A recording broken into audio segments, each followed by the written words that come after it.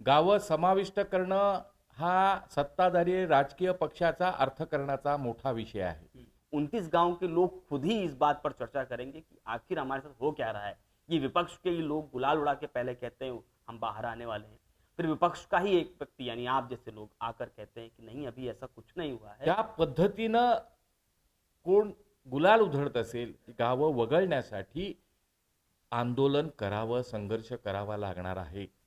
सर्वात मोठं मतदान ह्या वसई तालुक्यात आहे, हा कोर्टाचा निर्णय नाही। कोर्टामध्ये अजून किती वर्ष जरी गेलो तरी सुद्धा सरकारचं मन, सरकारची इच्छाशक्ती, सरकारमध्ये असलेल्या राजकीय पक्षाच्या नेत्यांची इच्छाशक्ती जर बदलली नाही तर हा निर्णय होणार नाही। वसईची शिवसेना या संघर्षामध्ये वसईकरांच्या सोबत आहे। आम्ही उद्धवजींची भेटी तातडीने घेणार आहोत। 5 मार्च पासून एक नवीन संघर्षाची दिशा एकत्रित बसून सर्वांशी चर्चा करून ती नवीन दिशा आम्ही लवकरच जाहीर करू की हा राजकीय निर्णयच आहे आणि तो राजकीय पद्धतीनेच आपल्याला त्याच्यावर विजय मिळवावा लागेल।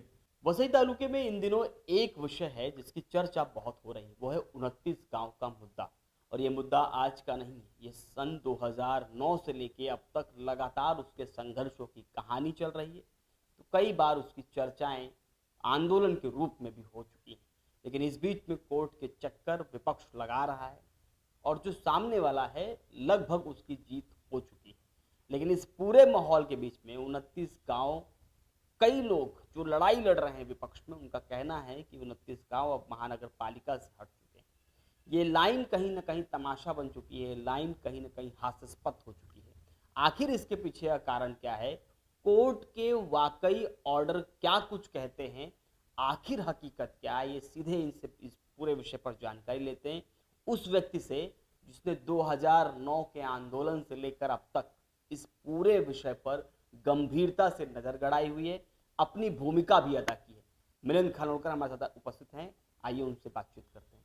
सबसे पहले नमस्कार मिलिंद जी, क्या कहेंगे जिस तरीके से 29 गांव का मुद्दा इन दिनों चर्चा 2 प्रकार से हो रही है। एक, महानगर पालिका में ये शामिल हैं, थे और रहेंगे इस बात पर कि हाँ वहीं पर हैं।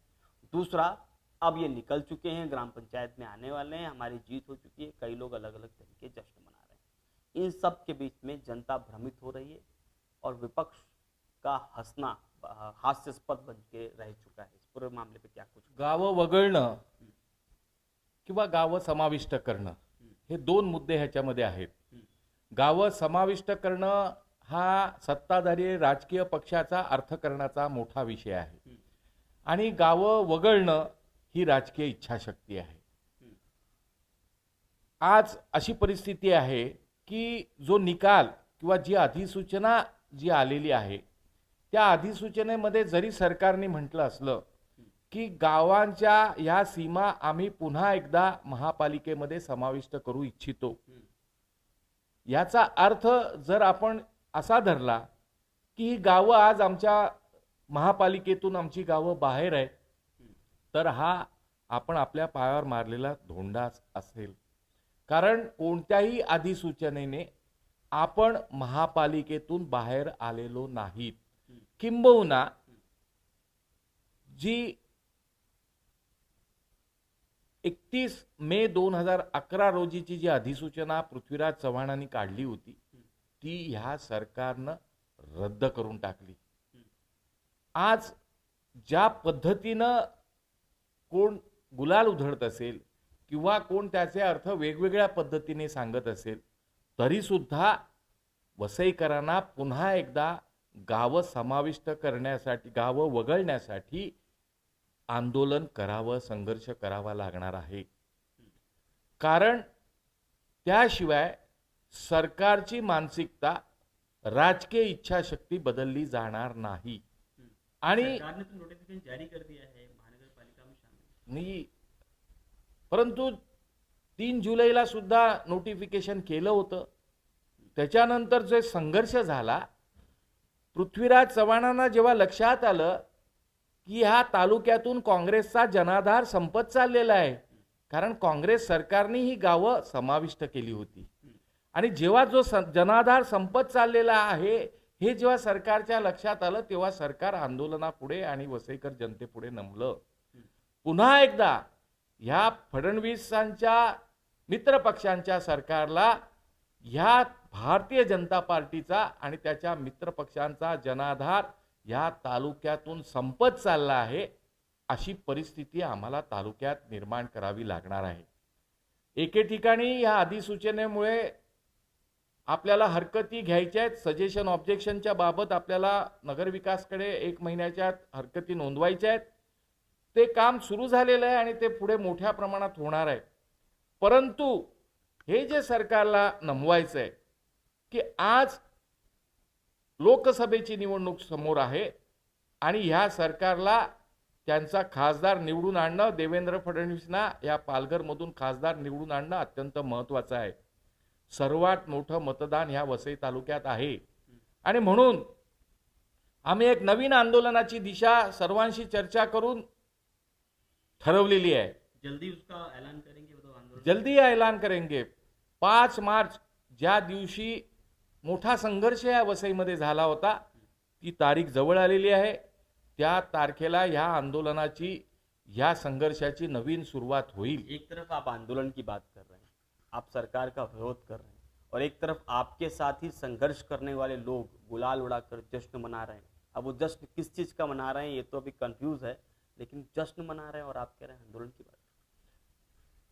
कारण सरकार आज त्या नोटिफिकेशन मध्ये सुद्धा म्हटलेलं आहे आणि निर्णयातही म्हटलेलं आहे की सरकार ठरवेल गावं समाविष्ट करायची की नाहीत आणि वगळायची की नाहीत. याचा अर्थ हा कोर्टाचा निर्णय नाही. कोर्टामध्ये अजून किती वर्ष जरी गेलो तरी सुद्धा सरकारचं मन, सरकारची इच्छाशक्ती, सरकारमध्ये असलेल्या राजकीय पक्षाच्या नेत्यांची इच्छाशक्ती जर बदलली नाही तर हा निर्णय होणार नाही. आणि पूर्वीप्रमाणे ह्या आमच्या संघर्षामध्ये शिवसेनेचे पक्षप्रमुख आदरणीय उद्धवजींचा संपूर्ण पाठिंबा वसईकर जनतेला आहे. वसईची शिवसेना या संघर्षामध्ये वसईकरांच्या सोबत आहे. आम्ही उद्धवजींची भेटी तातडीने घेणार आहोत आणि 5 मार्च पासून एक नवीन संघर्षाची दिशा एकत्रित बसून सर्वांशी चर्चा करून ती नवीन दिशा आम्ही लवकरच जाहीर करू. आणि आपको लगता नहीं है, लेकिन इस सब आपने जिस तरह से बताया कि उद्धव बाला साहब ठाकरे से मुलाकात करेंगे, इस पूरे विषय का नया आंदोलन तैयार करेंगे, लेकिन जिस प्रकार से उन्होंने 2 चीजें कंफ्यूजन तैयार कर दिया है कि अभी महानगर पालिका में है या निकल गए, ऐसे में सत्य यह है कि महानगर पालिका में ही है. यह हंसना नहीं हो जाएगा? विपक्ष के प्रति एक अलग मानसिकता जनता में तैयार होगी, जनता अलग तरीके की चर्चा करेगी. 29 गांव के लोग खुद ही इस बात पर चर्चा करेंगे कि आखिर हमारे साथ हो क्या रहा है. ये विपक्ष के ही लोग गुलाल उड़ा के पहले कहते हैं हम बाहर आने वाले हैं, फिर विपक्ष का ही एक व्यक्ति यानी आप जैसे लोग आकर कहते हैं कि नहीं अभी ऐसा कुछ नहीं हुआ है, सत्य आखिर ये है. हालांकि जो आप कह रहे हैं वही सत्य है. तो ऐसे में जनता में एक भ्रम पैदा हो रहा है विपक्ष के प्रति. नाही, जनतेमध्ये काही भ्रम असेल असं मला वाटत नाही. जनतेलाही 13 वर्षाचा कोर्टाचा अनुभव जनतेने घेतलेला आहे. जनतेला सुद्धा हे वसईकर जनतेला माहिती आहे की हा राजकीय निर्णयच आहे आणि तो राजकीय पद्धतीनेच आपल्याला त्याच्यावर विजय मिळवावा लागेल. कोर्टाच्या कोणत्याही माध्यमातून हा प्रश्न सुटणार नाही. केवळ आणि केवळ महापालिकेच्या माध्यमातून स्टे ऑर्डर घेतल्यामुळे ती स्टे ऑर्डर वेकेट व्हावी याकरिता विरोधक म्हणून आम्ही जे होतो किंवा संघर्षामध्ये जे आम्ही होतो ते न्यायालयात गेलो होतो. परंतु आमचा संघर्ष सुद्धा त्यावेळच्या सरकारशी होता.